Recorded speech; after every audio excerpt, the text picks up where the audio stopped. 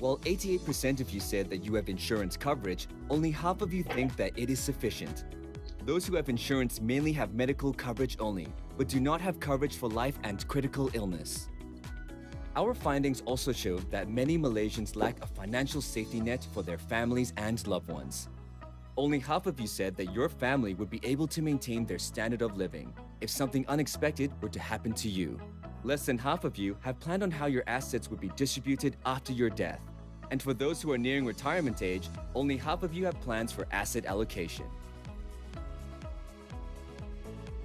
All these financial uncertainties can take a toll on your health. AIA wants to ensure that your financial well-being is taken care of. The first Hello, hello. Good morning, everyone. How are you guys doing this morning? Okay, if you can hear me, perhaps you can give me a thumbs up. Cool. Right, we're waiting for a lot more people to come in. Yeah, my name is Alice, so I'm going to be your host for this morning. Today, we are going to have two beautiful speakers with us. So yeah, let's have a bit of interaction this morning. Now, maybe you can introduce yourself, tell me where you're from, or who invited you to this event this morning in the chat box, perhaps. Hi, Adil, good morning. Hi, Vanessa, Wankun, Rasik, good morning. Still having a breakfast?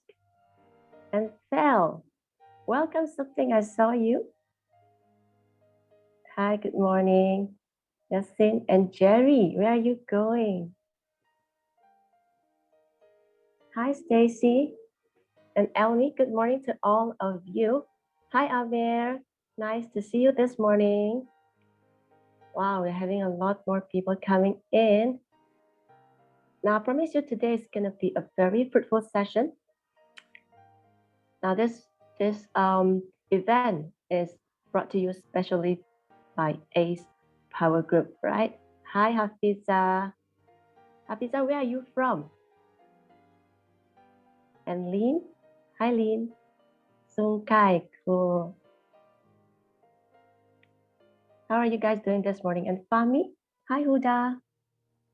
And we have a participant by the name of Galaxy Tab. Perhaps you can rename your device so that we get to know your name as well. Hi, Vivian.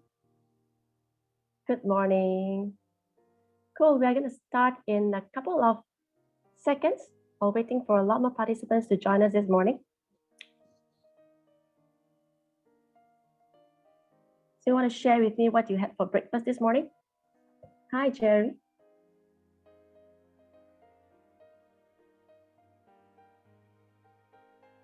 Anybody had breakfast yet or not yet?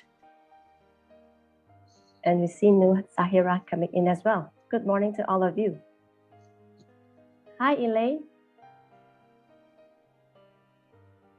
Elaine? Not yet. Oh, not yet. Okay. So maybe after the session, yeah? Cool. Elaine, did you have your workout already this morning? Yeah, morning workout is very important. Good morning, Eva. Thanks for joining us this morning. Are your kids awake yet? Jaja, good morning.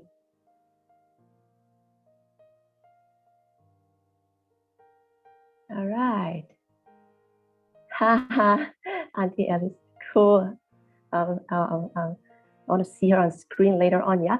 My kids are still asleep. Okay, right. Good morning, everyone. Hi, morning, Sokte. Cool. Elaine says doing workout and participating this wonderful event. Thank you for joining us. All right, it's 9:04. I think we should start because we really have a very good and informative session this morning. Okay, so hello, good morning, everyone. Welcome to our ACE Vitality event this morning. All right, my name is Alice, and I'm going to be your host for today. Now, usually we will have morning exercises for our ACE Vitality event bi-weekly on Saturday. But today is going to be a bit different because instead of exercise, we will have a health talk on the topic, is my child's development on track? Learn the science and act early, okay? Now, I believe this topic is very close to all parents and parents-to-be because reaching milestones for every child is very significant, especially during the first few years of their lives. But when our child experiences delay in development, it's quite common for parents to get worried and relate it to some disorders. Now, let me give you a few examples. If I'm talking to my kid and he is avoiding eye contact and he prefers to play alone most of the time. Now, is this a red flag for autism? And if by the age of 3, he is still unable to speak in full short sentences and has difficulty putting words together in a sentence, well, is he experiencing speech delay? Okay, now, so as parents, what should we do? And how relatable are these delayed development to disorders? Well, do not worry, because today we are very honored to have two speakers. Both of them are therapists to tell us more on this. Okay, thank you. All right, let me give you an introduction on both of our speakers' background. Yeah, the first is Miss Wong Wan-kun, as you can see on the screen right now. Wan-kun is a clinical pediatric physiotherapist graduated from Utah with Bachelor of Physiotherapy. Now, she is a very passionate and motivated certified clinical physiotherapist who loves working with babies and children with cerebral palsy, autism, and also other neurodevelopmental conditions. She is also trained in Haleric concept, an approach to teach people to participate in water activities as one of her therapy. She believes by improving the life quality of the child and the parent is the key element in the process of habilitation and rehabilitation. Now, next on the screen, we have Vanessa Choy. All right, Vanessa is a certified occupational therapist who is also a member of the Malaysian Occupational Therapy Association, MOTA. She is a graduate of University with a degree in occupational therapy with first-class honors. She is also a certified brain gene movement facilitator and currently pursuing certification in sensory integration therapy. Vanessa is experienced in providing assessment and treatment for children with developmental delay, autism, and also sensory processing difficulties.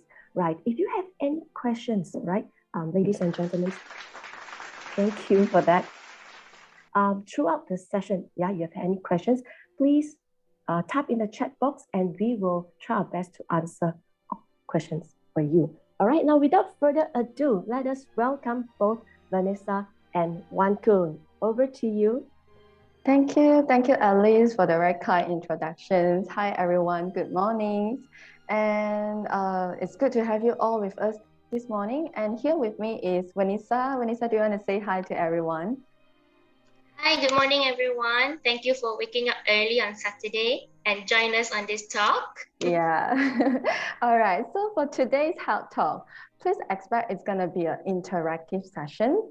So get ready to participate in the chat box so we know you are with us. So I believe most of us are here today because we want to know more about your child's development. So first question, please let us know about your child age group. So as the slide show, is the slide up there? Because I cannot see. Yeah, all right. So can you please comment at the chat box? Let us know your child's age. All right. So if your child is between one newborn to 1 year old, can you type A? If a child is 1 to 3 years old, can you type B? If a child is 3 to 6 years old, type C. If your child is 7 years old and above, type D. So comment at the chat box, let me know, so we know the age group of our children. If a child is in all the groups, okay, you can just comment A, B, C, D, all right? So I can see some response here, B, C, I can see a lot of C here. So, and some D, B and C, I think are the majority here. All right, good. So thank you all for participating, all right? So we're gonna talk about developments in children in early childhood. Okay, so the next slide, please.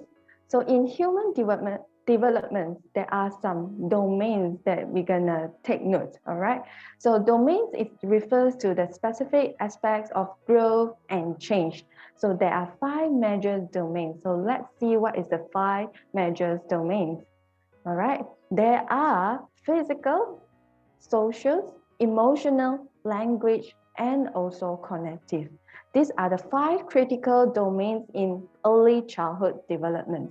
Children often experience a significant and obvious change in one domain, or each of the domains, all right?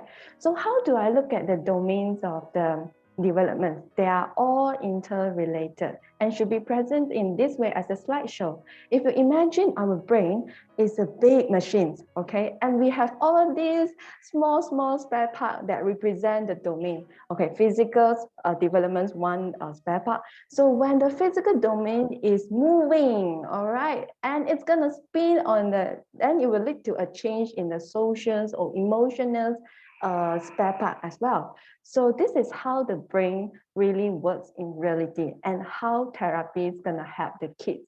All right. So for example, one of the studies shows that if the child is actively participate in physical activity, they can focus better, they can do the attentions better compared to the group who does not participate in physical activity. All right. And attention is the essential component in cognitive development. All right.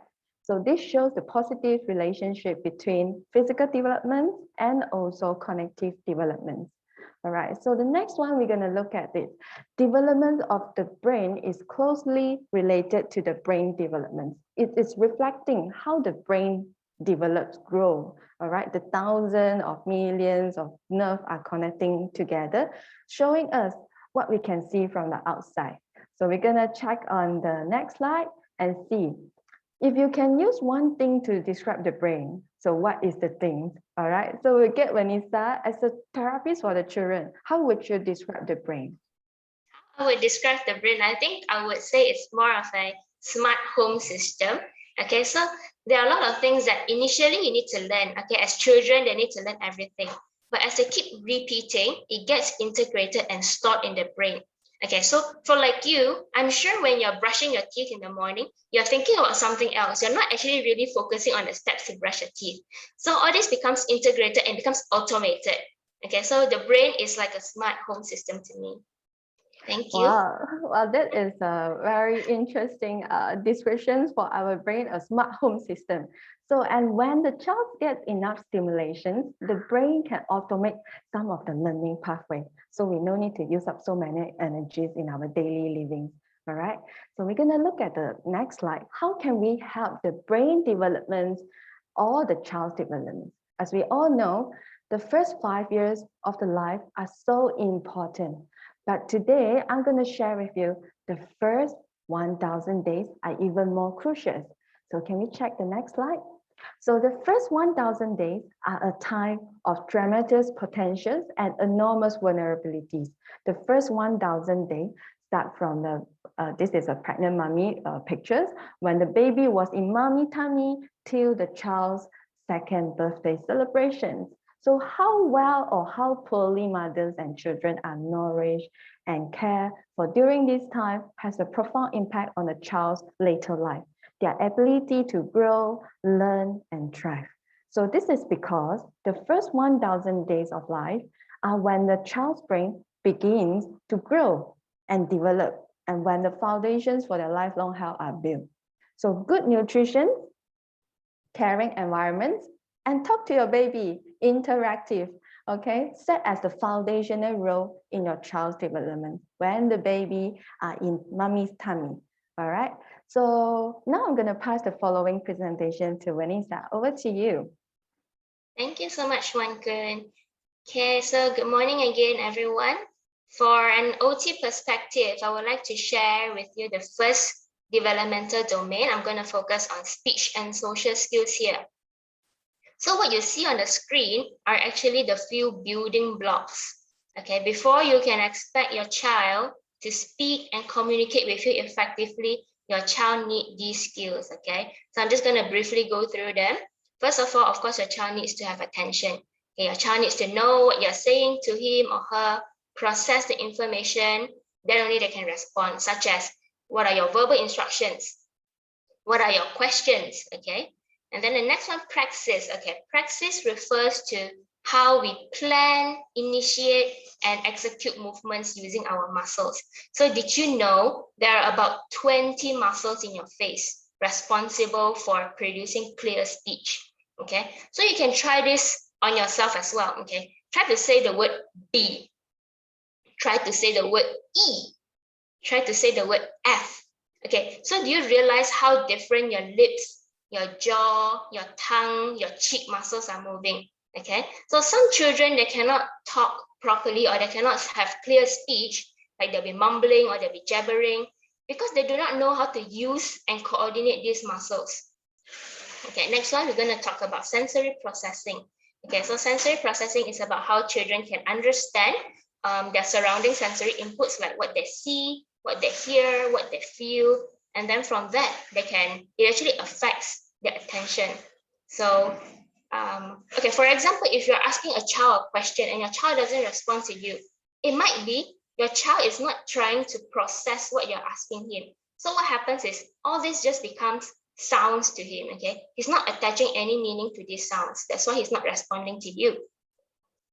Like the gears we showed you that symbolize the brain just now, the sensory systems are like that as well. So any dysfunction in one of the sensory systems, we have 8 sensory systems, by the way. So any dysfunction in one sensory system will actually affect our whole ability to communicate. And then we also talk about self-regulation, whether your child knows how to calm down and use his words when he's angry or not. Okay, and there's also higher order thinking, such as problem solving, critical thinking, whether your child can visualize or not. So higher order thinking really affects your child's motivation to actually want to ask questions, okay, want to get to know the world, share their opinions. So it will motivate them to actually communicate more. Okay, next slide, please. So statistics actually show that we have about 1 in every 5 children who talk later than their peers. This is a very high margin, that is about 2 to 19% of children between 2 to 7 years of age who talk slower. So here in this slide, actually, I have come up with the timeline. Okay, you can screenshot this and then you can cross-check with your child's development. So how do we look at this timeline is, okay, let's take the first purple bubble. So by 5 months, your child should be able to express the emotions using different sounds. Maybe when they're happy, they'll be squealing. When they're angry or when they're irritable, there will be grunting. Okay, so as you can see above the purple bubble, there is a red color word there, that is 7 months. So if by 7 months, your child hasn't shown this skill, then that's a red flag. Okay, then the next skill a child should have is saying mama and dada, and then continue to combining 2 words, such as one milk or no throw. So they always communicate using 2 words. And then they use descriptive words. They start to notice details and things like big house, red ball, fast car. Okay, so they start to notice details. And then by 36 months, they'll be able to talk about their day, what they did in daycare today, what they ate. Okay, and then next one will be speech sounds are more accurate. Their muscles are getting more matured, so they're able to talk more clearly. And then rhyming. Okay, so in rhyming, our ears, actually we have a system called the phonological loop, where speech sounds are kept in the phonological loop for it to replay over and over for children to find rhyming words like cat, bat, hat. And then by 65 months, they'll be able to tell you stories. Okay, so telling stories involves their memory skills, how they organize and plan their story, as well as abstract thinking, because they're telling from imagination. Okay, so next slide, please. Next one, we'll move on to the play domain. Okay, this is a different domain, next developmental milestone.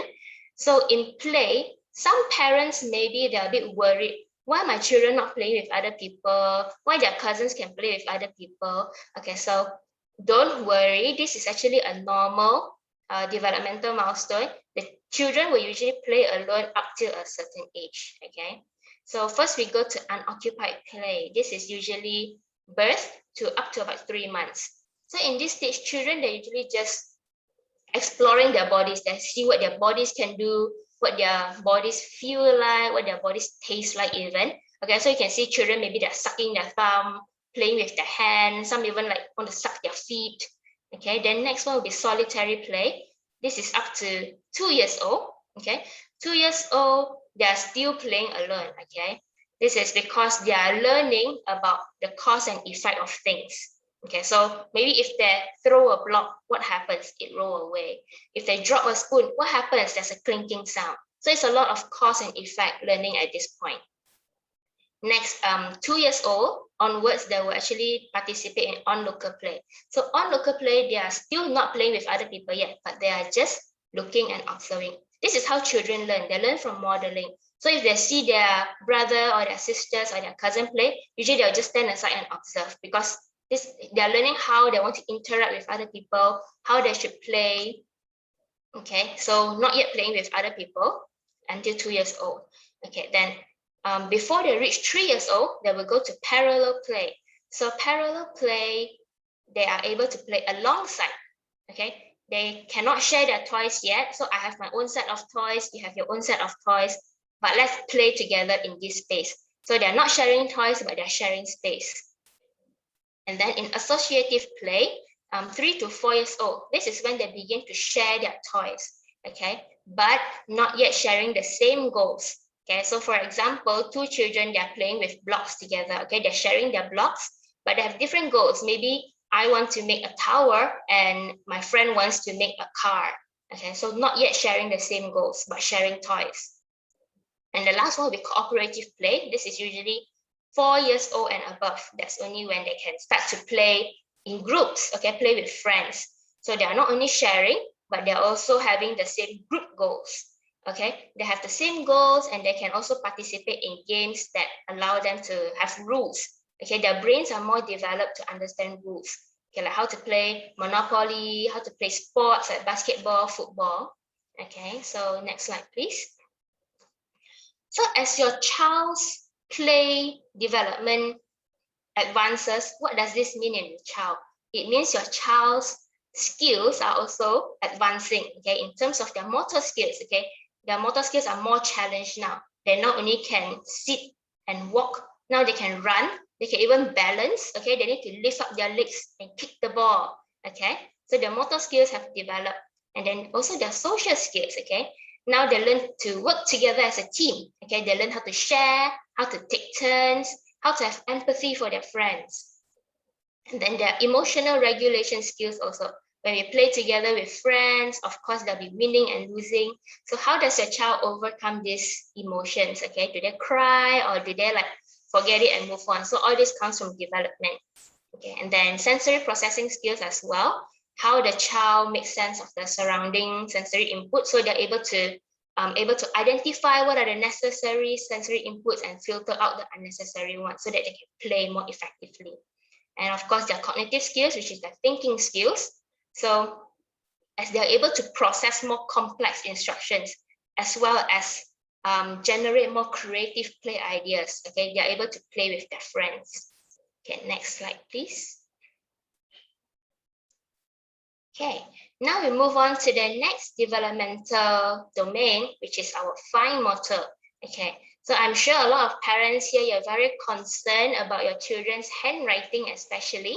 Okay, why your child maybe cannot write nicely, or write some big, some small, no spacing, or write terbalik even. Okay, so before your child can write, these are the few skills your child needs to have. These are the building blocks again, okay, of fine motor.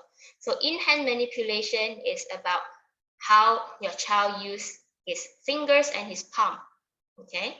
And then eye-hand coordination, finger isolation, whether your child can isolate the fingers or not to make 1, 2, 3, okay? So why is it important to isolate our fingers? Is so that we can produce more precise and controlled movements. Okay, then precision, important for handwriting.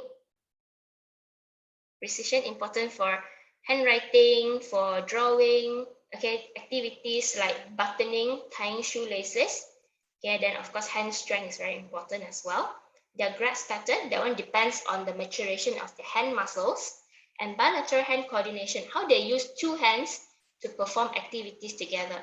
So in a lot of activities that we do, actually we use two hands, and two hands usually play different roles. So whether your child can coordinate these different movements together or not. Example, like when you're cutting a paper, okay? When you're cutting, one hand is holding the scissors and moving, whereas the other hand is actually adjusting the paper. It's rotating the paper to cut a circle. So whether your child can coordinate these two different movements together at the same time or not. Okay, next slide. Here I have a timeline again that you can screenshot and check with your children. So by 3 months, we have voluntary grabs and then controlled grabs. That is, they don't just simply release the thing. They will actually put it down safely and release it. Okay, then we move on to pincer grabs. That is how you use your first finger and your thumb to pick up small objects like cereal or beads.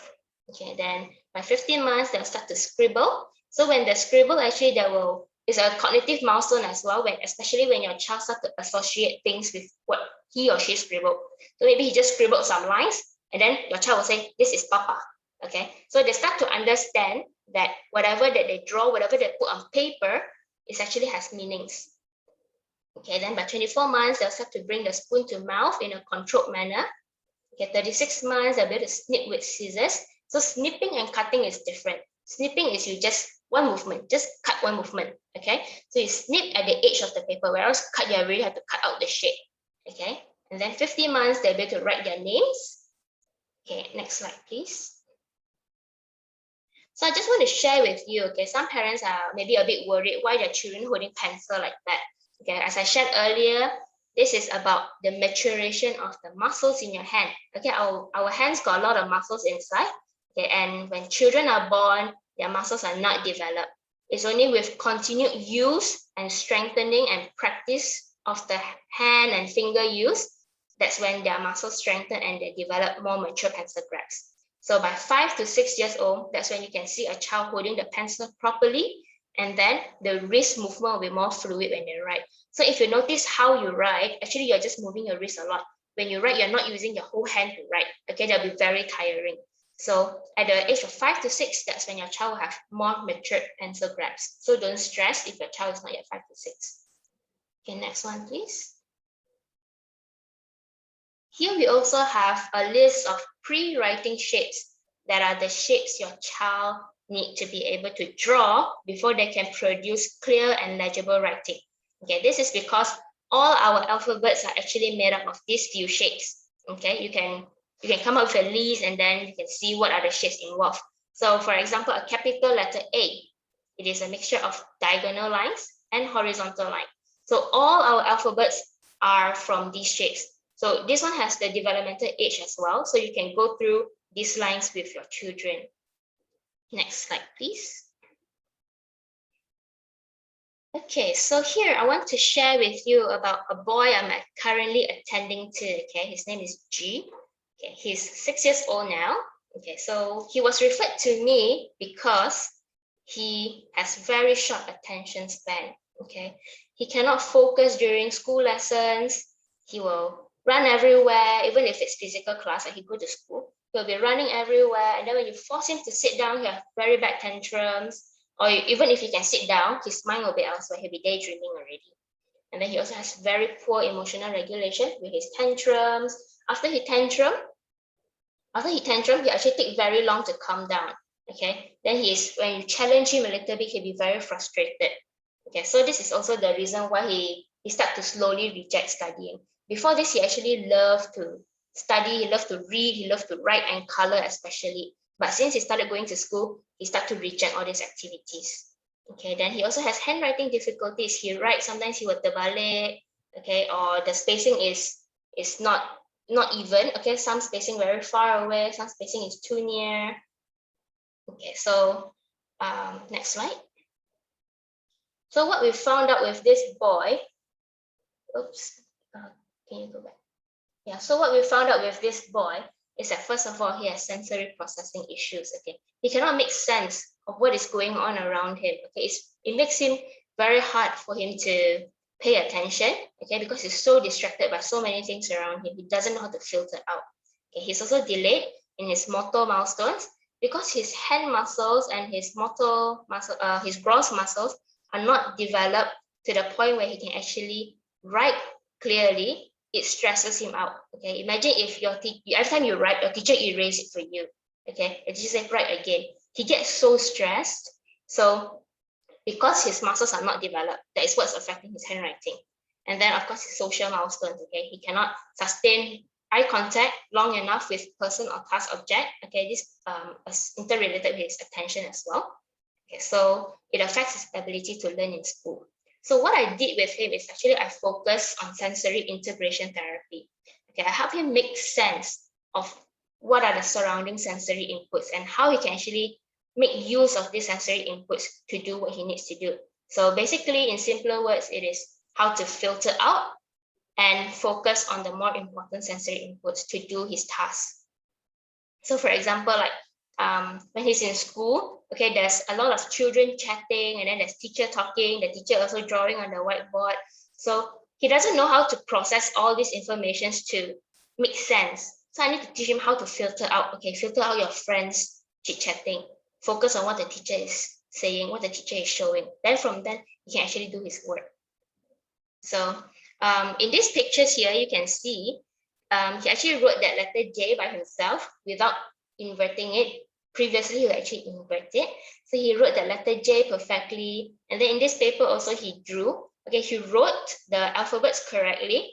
And not only he wrote, he also managed to draw what are the pictures related to the alphabets, like S is for snake, T is for tortoise. So I can see his interest to write and draw is slowly coming back because he's more confident in his motor skills, his cognitive skills. So now he's starting to learn a bit more effectively in school. Okay, next one. Okay, this is also another boy I'm attending to. He is 5 years old and he was referred to me because of speech delay. So speech delay, when he talks, he's a lot of mumbling and jabbering. Even his parents cannot understand what he's saying. Okay, and whenever I ask him questions, he will usually just reply me one word. Okay, I will ask him like, so what do you want to play today? And he will say, yes. Okay, so he's not answering based on my question. He's answering short answers. Okay, and then he also, because of this, he likes to play alone. Okay, because even his siblings cannot understand what he's saying, so he just prefer to play alone. Because he play alone so much, this really affected his self-confidence. Okay, now he go to school, he don't like to play with his friends. He like to sit down there and maybe do his own coloring or do his own playing. So his self-confidence is so low that now minor mistake he make, he will apologize to me profusely. Like sometimes I throw a ball at him and he failed to catch. He will say, sorry, sorry, sorry for like 2 minutes. Okay, this is his self-confidence. And he also has very short attention span. So he cannot pay attention in class as well. Okay, next slide. So what we found out, just like the previous boy, he also has sensory processing issues which affected his attention. Okay, he doesn't know how to process his surrounding sensory information as well. So he's not learning effectively. And then he has delay in his social milestone because he's not playing with his friends like his peers would be. Okay, and in terms of cognitive milestone as well, he's learning slower than his friends. He's not able to maintain attention and shift his attention effectively. So what I did with him, I used sensory integration therapy as well to help him process and integrate these sensory inputs. So after following me for about 1+ years, almost 2 years, you can see in this picture, now it's like when he play, his mouth will always be open. He'll always be saying something, describing what he's doing, or he'll be singing a song. So you can see that he's more confident to open his mouth and talk. And then in the second picture down there, you can see that now he's actually even writing sentences. Okay, he now can write sentences. He can also write short stories. Okay, so you can see in that sense, his cognitive milestone is also developing. Okay, next slide.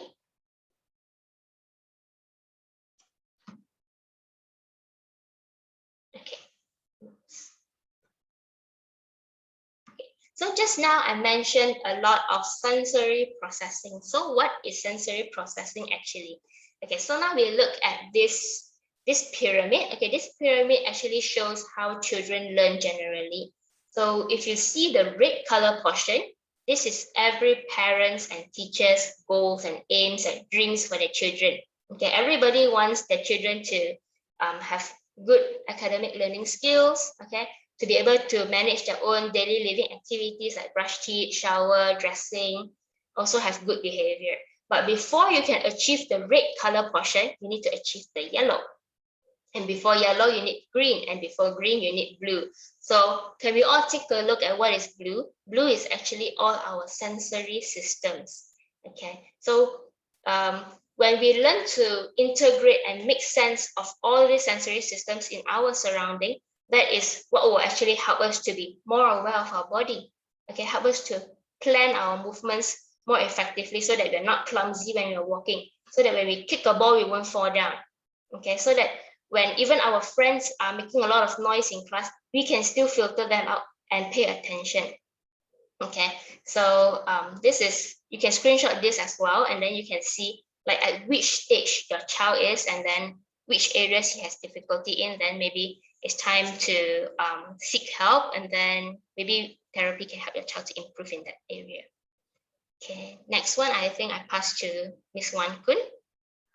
Thank you, Vanessa, for sharing about the speech and also fine motor and the play developments in the kids' early childhood. So the next one I'm going to share about the physical development. So we can divide it into, categorize it into 4 components, which are the reflex, locomotions, stationary, and object manipulation. So, and we're going to talk about each of them. All right, so next slide. So imagine, okay, I want everyone to imagine that you are in these situations while you are cleaning up after the dinners, and when you are turned around, all right, someone flashed the torchlight at your eyes, like the picture shows. What is your reactions? Yeah, yes, Azman, you might blink your eyes. Yeah, you might close your eyes, you might blink your eyes or move away from the stimulus. Yeah, close your eyes. So every one of us might have a different reactions, but the actions taken is how you react when you get the stimulus. This can be understood as the reflex, okay? So next slide. And our baby have the newborn reflexes. Okay, remember the reflex has 2 components, stimulus, what trigger it. Second, the response, the involuntary actions, which means when you do the actions without your conscious mind, it just comes naturally, all right? So for our baby, we have these newborn reflexes as well, and it is originating from the higher central nervous system, the brain, and it is normal in baby, but it's not normal for us, adult, okay? If it is happen in adult, that means it's something wrong. That might be indicate the brain problems, okay? So the next slide, we're going to show you the example of one of the newborn reflex, okay? Next slide, please. The moral reflex. Oh, I think you are going backwards, the slide. So we're going to show you the video. It's the moral reflex, or we'll call it started reflex, okay? So we're going to check on the video how it's going to be, okay? It's going to be a very quick reactions from the baby. So look at it carefully. All right, can we play the video, please? Yes, so when you see the baby is lying, sitting, and when there is a sudden change of the head position and the body positions, oops, and their hands open, and they will start crying, and they close their hands together. Can we play the video one more time? Yeah, so we'll look at it, the video again, look carefully. So where the baby will start to, when there is a sudden change, so they open their hands and then cry and then close their hand again. So this is a normal response in baby, and it will usually disappear at 5 to 6 months, all right? So there are a lot more newborn reflexes that we can find in newborn, but I couldn't share it all here, but I will attach the resources later in the slide, okay? So next slide. Why do we care, okay? Why do we care about the newborn reflex? Why we need to know about this? Because newborn reflexes are necessary for newborn survival skills. Abnormal reflexes can be a sign of brain problems, okay? So we have one newborn reflexes called the sucking reflex, like the baby. When the roof of the mouth is touched or being like a stimulus, the baby will start sucking. All right, it is common in newborn. Actually, the baby doesn't know how to drink the milk. It is the reflex helping them to drink the milk. So for premature baby who are born less than 37 weeks of pregnancy, okay, that are premature. So they don't have the ability, they don't have the sucking reflex yet. So that's why they will need the rice tube, the tube put inside their tummy to get the milk. All right. So this sucking reflex, if there is an absence or abnormal sucking reflex, it is an indirect indicator of the brain problems. So we can detect it earlier. All right. So next slide. All right. So now what we're gonna do? All right. Okay. We have a lot of participants here. So now we're gonna play a game. Okay, I will need this group of participants to join to complete the task. You have a mission, all right, guys? Okay, I need all of you to name 10 mobilities in human that you can think of. What is mobility? Okay, mobility it means that when you want to go from like I'm thirsty, I want to go to kitchen to drink my water. How can I go there? I can jump to the kitchens to get the water, right? So I hope the question is clear. All right, so can we go to the next slide? If you complete the missions, I will stop the bomb, okay? If you cannot give me 10 mobilities, all right, then, yeah, then so sorry. Okay, so are you all ready? Get 10 in total from the group. I need 10 mobilities. So when the slide master is ready, then we can, yeah, yes, get ready. Okay, we got one walking, crawling, jumping. What is that? Anything else? Scooting, yes, rolling. What else? Hopping. And I need one more hop. And skip and sliding. Oh, see. Sorry, guys. You got 9 movements. Yeah. So actually in human development, oh, sorry. Okay, got the laughing sound. Okay, so for humans development, we actually have more than 10 movements, 10 mobility, or we call it locomotion. All right. Have you wondered how's the baby growing toward all these complex motor skills like rollings and also like skipping, hopping. All right. So we're gonna start from 0 to 2 months. All right. What they're gonna do from 0 to 2 months? Lying on back, bend and straighten the legs and hand, rolling to back, and then they're gonna bear weight on the knee flags and the feet flat. Isn't it? It is too complex, and yeah, it's a complex. They're gonna reach a lot of milestones before they're able to walk, run. All right. So who wants to know the shortcut to remembering all the basic mobility in a baby? Can you type Y in the chat box? Let me know. Do you want? This is it's a long checklist, okay? I don't want to remember this, but I think I can give you a shortcut to remember all the locomotions in baby. Type yes, so that type Y so that I know that you want the shortcut, okay? We all want shortcut, okay? Thank you, Eva and May Wong, right? Okay, so we all want to know the shortcut, so we're gonna tell you, here we go. The next slide. So for the first year of life, we're going to see the developments from head goes to the toes, head to toe. Remember, first year of life, there is a formula. We're going to plus 3. 0 plus 3 months is 0 plus 3 months. Okay, so we're going to look at the head. So the baby should be able to maintain the head in a midline when you're holding them up. Okay, and then the next one, 0 plus 3 plus 3 again. So you're going to be 6 months. We look at their body, their trunk. They are able to start rolling like the Swiss roll, okay? So 6 months, they're able to roll. And 6 plus 3, 9 months. We're going down, head to toe, goes down to the knee. They are able to do creeping, okay?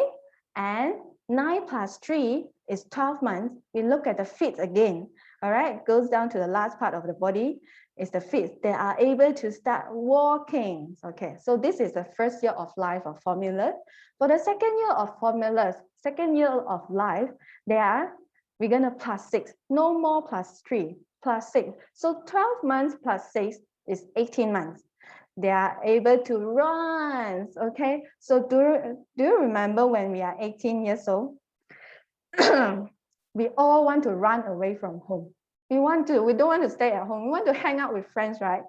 So 18 months, 18 age, teenagers, we all want to run, okay? And 18 plus 6 months is 24 months. which is 2 years old. When the child is able to jump. When we jump, we need to use 2 legs, okay? Use 2 legs to jump, to land, to take off, and also landing. And 3 years, starting from the 3 years of life onwards, the formula is changing. We're gonna plus 12, all right? So plus 12 is 3 years old. So the child is able to do the climbing stair. Remember in Malaysia, when there are 3-story shop lots, always no lift facility one, okay? So you're gonna climb up the staircase. So children at 3 years old able to climb the staircase, but with 1 foot on each step and unsupported, okay? And 3 years old plus another 12 months, it's gonna be 4 years old. They start to hop forward with 1 foot. Remember the figure of 4. There is only 1 leg touching the ground, which means they are able to hop forward. And the last one, 4 years of life and also plus another 12 months is 5 years. The child is able to start skipping. Usually they're able to skip with alternate feet up to 8 steps at this age.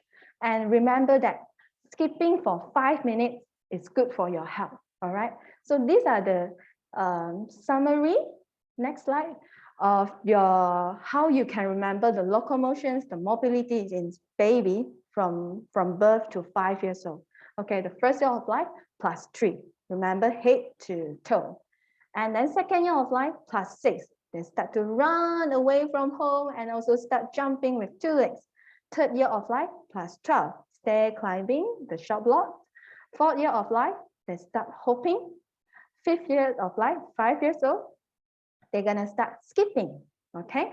So this is how you can remember the locomotions in a simple way, and you can detect earlier when you know all the milestones, okay? So the next one we're gonna talk about, we're gonna talk about the stationary. We're gonna talk about the stationary. What it means about stationary? It is about how you control your body and maintain the balance. All right. So now we're gonna do a test. We have been sitting for more than half an hour. So I want every one of you to stand up. Okay, I'll be standing up as well.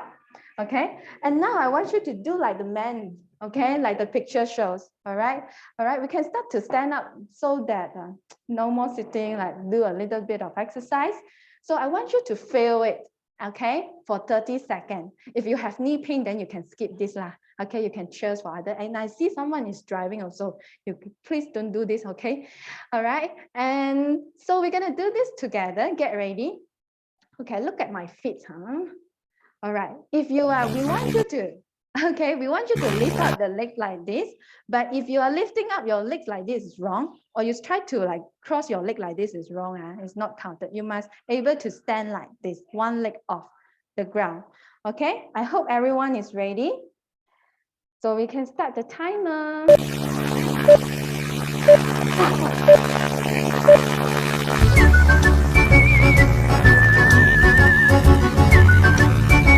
And also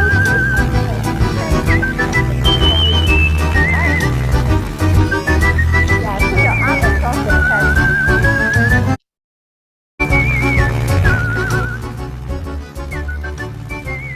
Yes, very good. I can see Azman is goyang.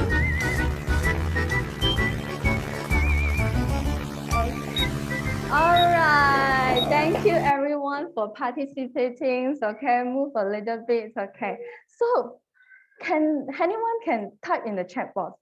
Who can hold them for 30 seconds? Can you type a Y? All right, let me know whether, I see Jack. Jack, you're able to hold for 30 seconds, is it? I can type Y in the chat box. May Wong can do it, Alice, and also Famira. We are very good. Okay, so we're gonna look at can you imagine how the babies that will grow until this stage, they're able to stand on single leg. So we're gonna see how the baby grows, because when the baby need to stay balanced, equilibrium, it's involved both sensory and motor components to help us stay balanced. So we're gonna look at the okay, all right. So we're gonna look at the slide again. So we will see how the baby grow. So we're gonna start from 6 months old. The baby is able to sit unsupported. And the next one, and at 12 months old, they're able to do the kneeling positions, like a praying positions. And when they're doing this kneeling position, and they are able to turn their head. You know, when someone is having balance issue, even turning a head can be a problem, and it's going to be challenging for them. All right, and 36 months, they're able to stand on one leg, like the flamingo, for 3 seconds. And at 42 months, the next one, they're able to stand a bit longer, single leg standing for 5 seconds. All right, see how the kids grow. Can able, like us, we are able to stand for 30 seconds counts. All right, and at 60 months, they are able to do at least 3 sit-ups, okay? And they're able to imitate the arm position correctly. All right, so the next one, we're gonna talk about object manipulation. It means it is a very important skill as our activities of daily living. We need to manipulate objects. Like if you want to play handphone, right? You're gonna manipulate it. If you want to play some ball sport, okay, sport that involves ball. So you will need all these object manipulation skill. It's not only with your hands, but with your legs as well. So for children, we often relate this object manipulation skill to a ball skill. But remember, these skills does not develop naturally. Okay, it needs stimulation. I do come across a child who doesn't know how to play a ball because lack of stimulations. All right, so get a ball for your kids. So we're gonna start from a 12 months old. The babies are able to do the rolling ball, roll an 8-inch ball away, okay, without losing balance at 12 months. And at 18 months, they will start to lifting up their legs and contact with the ball, all right? Or sometimes they might start kicking the ball as well. Okay, so at 2 months, 24 months, which is 2 years old, they will start to kick the ball. Like kicking the ball release, like they will move their legs backward and swing their legs, kick the ball away for at least 3 feet. And the next one, next slide, please. Then at 30 months, they are going to start to do the overhand and underhand throw for about 7 feet before, for about 3 feet before it's touched the floor, okay?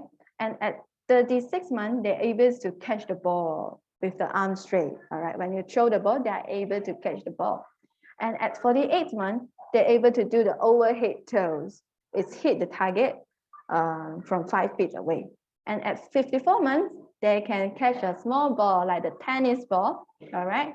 So they're able to bounce the ball, so it bounces once, then hit the wall again. And at 5 years old, they're able to bounce a small ball, small tennis ball, bounce and catch the ball again, all right? So all these object manipulation skills, we need the stimulation. It won't come naturally, all right? The next one we're going to talk about, I'm going to share with you some of my case, the scenarios. I have one children, 5 years old, comes into the department, and the mother complains that the child is always tripping, falling. And when they are walking outdoor, going outdoor, the mother need to hold his hands, all right, to prevent like him to get injuries. So when we have the assessment, we notice that, this boy having some gross motor physical delay, like the single leg stand that we do just now, the flamingo standing. He cannot stand for at least 5 seconds, all right, which will causing him having some problems in catching up some other milestone, and it might affect his sport participation as well in future. So we noticed that he actually has some balancing issue, the ankle stability, the hip stability issue. So we help him to like train for go for the interventions, training for the balancing, coordinations, his body awareness, everything. So now he's able to like, he is 7 years old now, and he's he's quite well and is discharged from my center already. I'm not seeing him anymore already lah. Okay, so the next one we're gonna talk about the next scenario is it's a baby case. Okay, a 5-month-old baby start to rolling, but only roll to the right side, and the baby head looks flat. So the mother comes to me, should I worry about this? So you're gonna observe your baby. When they only start to rolling for one side, preferred side, that means they have a stereotype movements, only prefer to roll to one side and not to the other side. It indicates that there is something wrong in their movements abilities. So we're gonna look at it. Some of the baby is with the head flat. So that means the baby will tend to, when the baby start to sitting up unsupported, the baby head will go to sideways, will get to go to bending and causing the tightness at the muscle, the neck muscle, everything. So we start the intervention very early because the mother noticed that it's something not normal. So we start the intervention. Now the baby able to, roll both sides, go for the crawling and able to sit, able to walk. All right. So, and the next scenario we're going to talk about is the case. The next one is, this is a child S. S is a 6 years old, presented with a clumsiness, delayed emotion, poor response to name, stereotype behavior. This is a shared case from me and also Vanessa. Yeah, maybe Vanessa, you can share a little bit about your findings. Okay, thank you so much, Wan Kun. So as Wan Kun mentioned just now, we are both treating this girl together. So this girl, she was referred for OT because she has very poor body awareness, okay? When she play, she'll be drooling, and then when she walk also, she can trip over her own feet one. Okay, then she also has no eye contact with people and whatever she's playing with. She does not respond to her name, not even if her mother or her father call her. She also has very repetitive behaviors, and she is delayed in every developmental milestone. Okay, so from OT perspective, what I found out, those are my findings. And then what I did with her is I focused on sensory integration as well, because her issues mainly come from delay in the sensory processing skills. Okay. Sorry. Mainly from delay in sensory processing skills. So after I do more of sensory integration strategies with her, she now actually can sustain eye contact with me. Okay, she can look at what I'm showing her. So this is how she learns. Okay, children always learn from looking. So with better eye contact now, she's able to pay attention to what is demonstrated to her, and then she can follow through. And then she also responds to her name, and she loves it when people count. So whenever I count 1, 2, 3, she knows something is going to happen. So that's how I get her attention. And then she also has improved regulation now. Previously, she will cry, she will run away whenever I ask her to do tasks. Now she actually know how to calm down. She know that after she finish her task, she can do whatever she wants. So this is her regulation skills. And recently, the mother shared with me, she also started showing affection to people. So from zero eye contact and zero response to name, she now starts to show affection with her family members. She starts to want to kiss her mom, kiss her sister, then always bring the toys, approach someone because she wants someone to play with her. Yeah, so it's a very, very big improvement I see in this girl. She started her intervention early. That's why her brain is able to accept a lot more changes early. Back to you, Wan Kun. Yeah, thank you, Vanessa, talking about from the OT perspective. So I'm going to share a little bit about PT interventions for this child as well. So can we back to the previous slide first?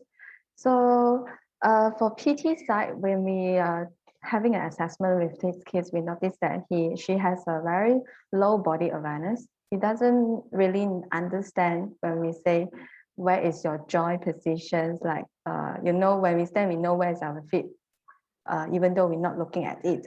But she doesn't have this skill. So body awareness is the key for movement. So if you don't know your body, where is your body part, you cannot move properly. So eventually she is having clumsiness and also walking pattern, also like in towing gaits pattern. She always turn her feet going inwards. So for my intervention, I've been focusing on the body awareness and treating her a lot of body awareness trainings, let her aware about where is her body, and her joint sense, everything. Is a lot of weight bearing activity for her. So now she is able to do better. So when we sing the hey, shoulder, knees, and toes song, she is able to give me the body part accordingly. So proud of her, the improvement that she can get. As Vanessa mentions, early detections, you can help the child better, because the first 6 years of life is the golden period for the kids. All right. So we're going to look at the next slide.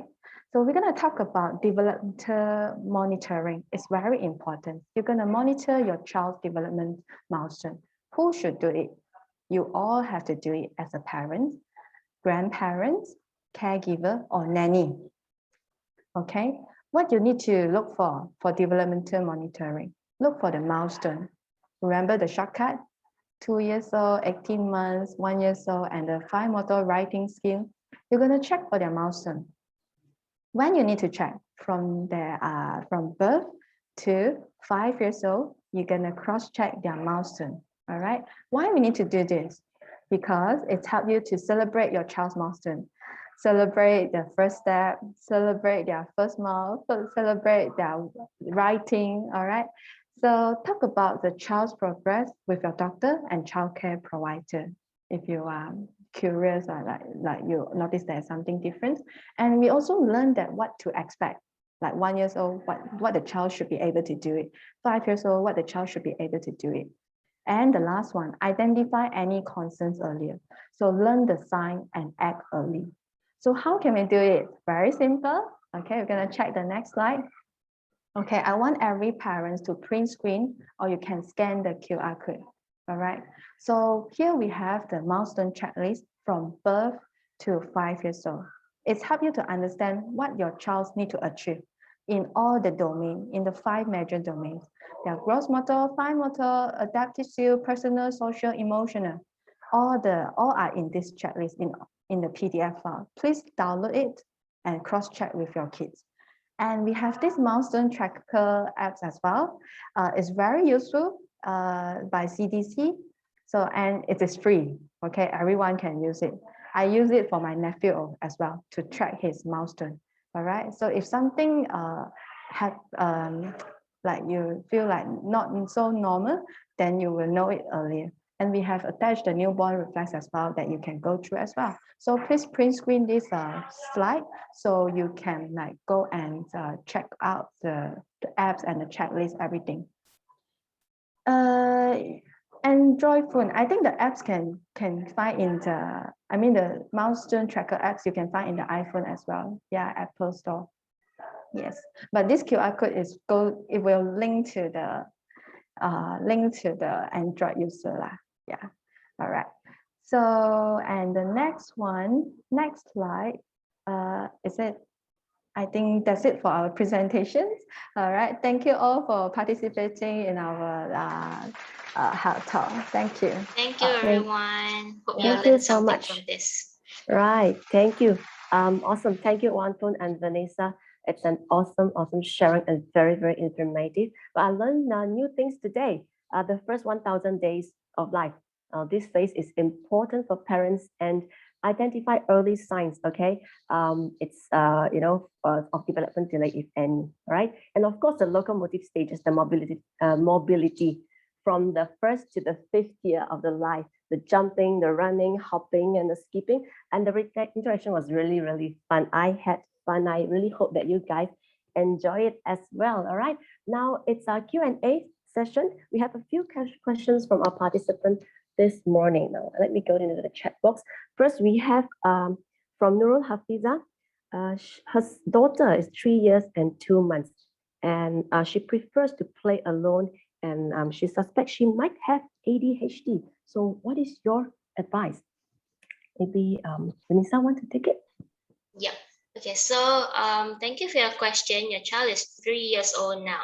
Okay, so it also, because of the pandemic, okay, so that means your child was about 1 year old when the pandemic happened. And then, of course, we are all like staying at home. Your child is not exposed to other people. They cannot go to school. They cannot play with friends. So it could be a cause as well as to why your child is not playing with other people because of lack of exposure. So try to monitor, okay, if it still happens, like schools are going to reopen, if your child can go to parks, if you still notice the same way, if your child do not have the motivation to play with other people, then maybe it's a red flag for your child. Okay, all right. I think that's a good suggestion for Hafiza. Maybe you can take note of that. Secondly, it's from Stacy. Stacey's daughter is 2 years and 11 months. Now she's able to speak in full sentence, but couldn't pronounce the word start with B well. Now, can you advise on this? Maybe that one could? Yeah, so about the speech sound developments, right? In every stage of children in the early childhood, they will have a different sounds. Like let's say 2 years old to 3 years old, they're able to make the sound p, m, n, and the b sound as well. So and then because your child is 2 years 11 months and it's close to 3 years old, you can monitoring for, and because you are saying that your child is able to complete a full sentence. So I think for this case, you still can monitoring your case, monitoring your child at this moment. But if you feel like after 3 years old and your child is not yet have the B sound or K sound, because by 3 years old, they should be have the K sound, K, G, the sound, then you're gonna check for the go for an assessment from a speech therapist, because speech therapist is the one who are taking care of helping your child in develop the speech sounds, communicating skills. So maybe I can share a link about the speech sound development chart in the chat group, and then yes, of course. yeah, so parents can cross-check the speech sound. Right. One will send a link. Stacey, maybe you can take note of that. Thank you so much for that answer. Next from Eva. Eva's asking, what are the alternative games that can recommend since the children cannot play with their friends yet? Maybe Vanessa? So depends on the age of the child, okay? So always try to play with what your child can understand first. Do not go until like very advanced play skill, because that will not only be very not fun for your child, it will also be very stressful for you and your child, okay, because you're forcing him or her to play. So if your child is, let's say, not yet 3 years old, do a lot of sensory play, okay? Go for messy play, paint, use the finger painting, play in the sand. So do a lot of sensory play if your child is not yet 3. If your child is after 3, maybe try a lot of like start to sharing toys. Okay, play blocks, and then encourage your child, give opportunity to your child to talk about what he or she wants to make. Okay, if say like, oh, okay, from the Lego, I make a castle. Who is living in the castle? Okay, why is that boy in the castle? Okay, who is he running from? So you're slowly building up his ability to think abstractly. Okay, it's a next step in storytelling as well. Okay, so I hope that answer your question. Well, I think in this situation, the parents play a very important role in doing the interaction, correct? Yes. Right. Next from Shasha. Shasha was asking about the pre-writing shapes. Vanessa was sharing just now. Now, does it need perfect shapes, or as long as the drawing makes the shape, it will do? Yeah, so we actually, the criteria for the shape is mainly like as long as you can see it's a triangle, and as long as the triangle don't look like a rectangle, so you can say that your child knows how to draw the shape, okay? But then it also depends on whether your child only draw on one side of the paper, or your child can actually draw in the middle of the paper, okay? So this one is like we're slowly moving towards crossing midline skills, okay? The half of your body, your child should be able to cross that midline. Bring the hand over and write over that. So this is another very important component when it comes to handwriting. Okay, crossing midline. From Shasha as well, she has another general question. She asked if it's okay for the child to skip crawling because she saw some parents doing that. Will it affect the development? No, maybe one would like to answer that. Yeah, so this is a very popular questions that we get from the parents, yeah, or even therapists. We are always discuss about, can the child skip crawling? All right, so for crawling milestone, when we are looking at standard assessments, like some of the assessments tool that we use, actually crawling is not in the part of the checklist. We won't find it in the assessment tool. But it is looking into the benefit of the crawlings. It is important that the child go for the crawlings because they will build up their shoulder strength, and they will build up the arch of their hand, which will help them in writings. How they shift their body, which is a very important skill when they go for 2 legs walking, all right?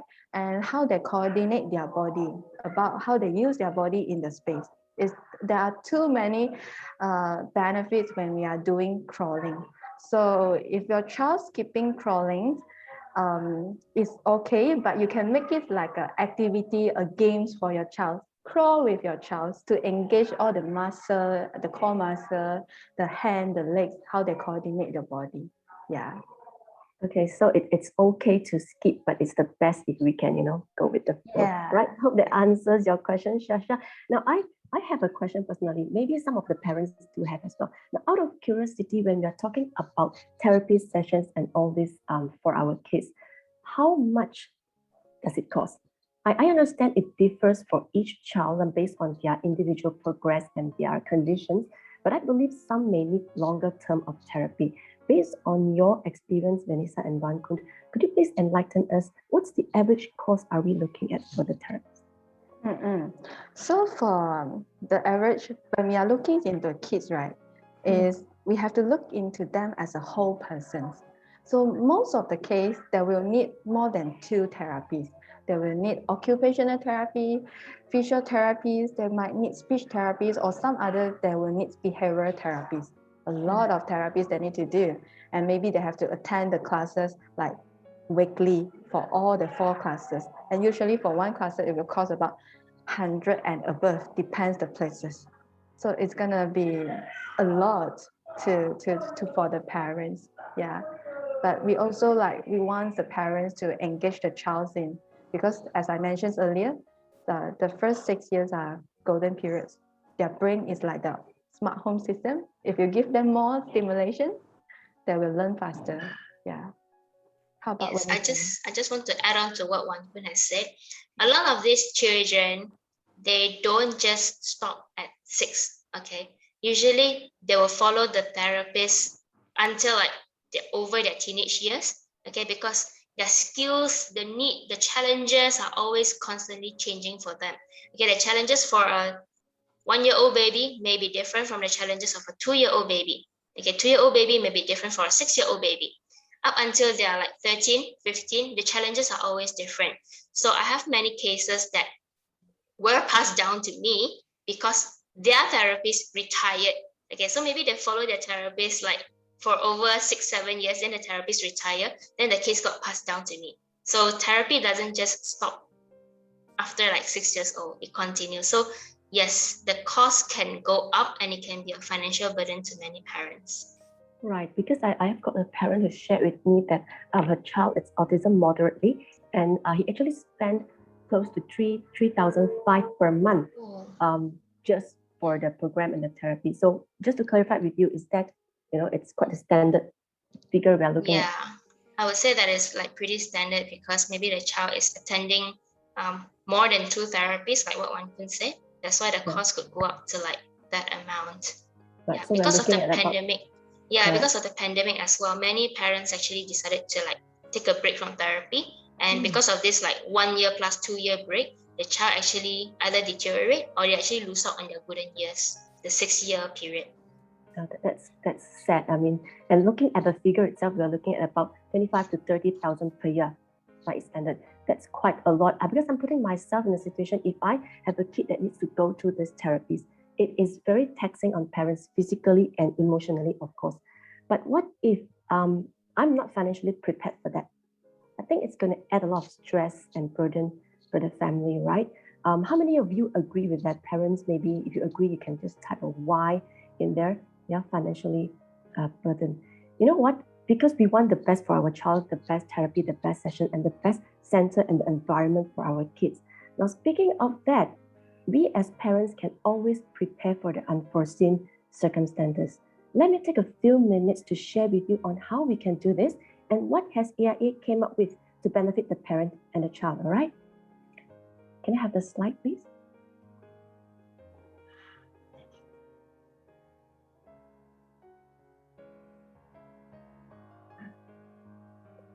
So can I have the slide, please? Is the slide on? Thank you. Our slide, sir. The next one, sir. So the AIA slide. Okay, now AIA has actually launched 2 juvenile plans. We'll see in the screen in a short while.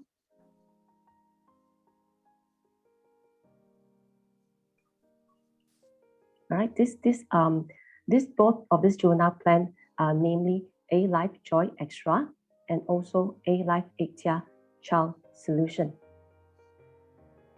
Just let me put on the slide. Right, you can see on the screen right now, right? Now, AIA has came up with 2 juvenile plans, namely as A Life Joy Extra and also A Life Ikhtia Child Solution. Now, why juvenile plan? Because the protection starts as early as during pregnancy. Next slide, please. Yep, you can see here, and all the way to adulthood, because we want to make sure our kids have adequate protection throughout life journey. And with this juvenile plan, next slide, we can actually add in a prenatal benefit known as A Plus Baby Care Extra. All right, because we also want to have an early protection coverage for our child while they are still in the womb. Okay, we are looking at how this prenatal coverage benefit you and your baby. 4 areas. The first is, of course, during pregnancy, we're covering pregnancy complications for the mother. Now, second, we're covering baby against medical bills upon admission for neonatal ICU and also HDU. The third one is neonatal jaundice, very common. If the baby needs phototherapy treatment and needs to be admitted to hospital, this plan covers the hospital bill as well. Now, the last but not least, this plan covers the child against congenital conditions and also child development disorder, the highlight of today's discussion. Now, very quick, I'll recap. Next slide, please. What are the 4 disorders? All right, the first is autism.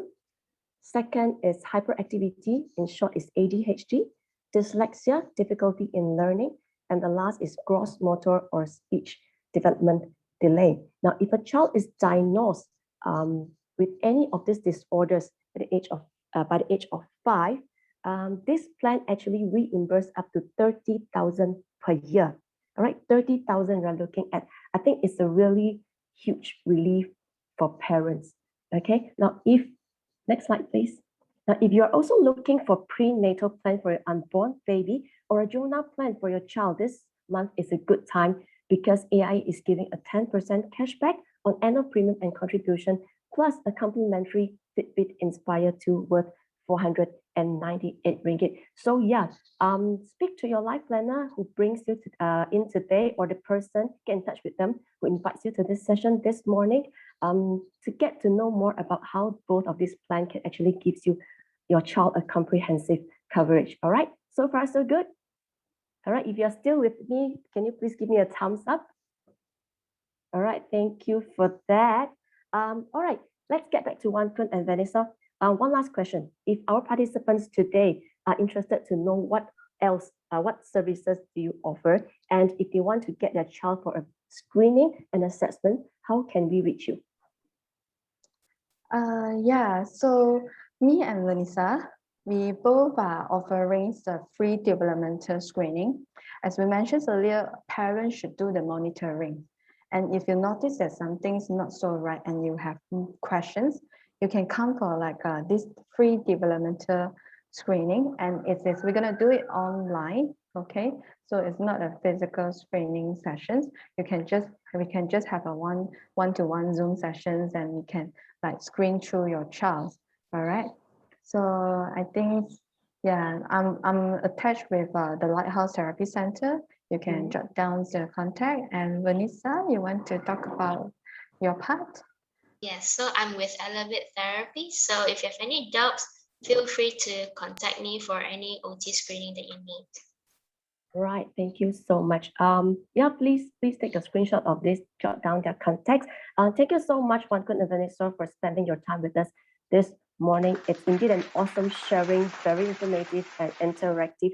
I hope we can have both of you again next time. All right, thank you very much. Yeah, participants, ladies and gentlemen, we are moving to the end of our talk this morning. Thank you. Okay, next week, we are going to have an event. It's a career opportunity event. All right. Our event is Teh Tarik Kau Kau. We are featuring Amir and Ash on the career transition from part-time to full-time entrepreneur. So this is happening next week, 23rd of October, 3 p.m. Now, if you can see a blue QR code right now, please scan it, like, and follow our FB page.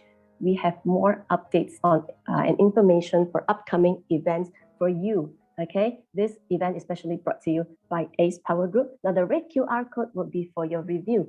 Please drop your review for us for today's session as well, and we will send you a token of appreciation. Now, thank you so much, ladies and gentlemen, for joining us this morning. I hope you guys benefited a lot from this talk. My name is Alice. Have a great Saturday and goodbye. Thank you, guys.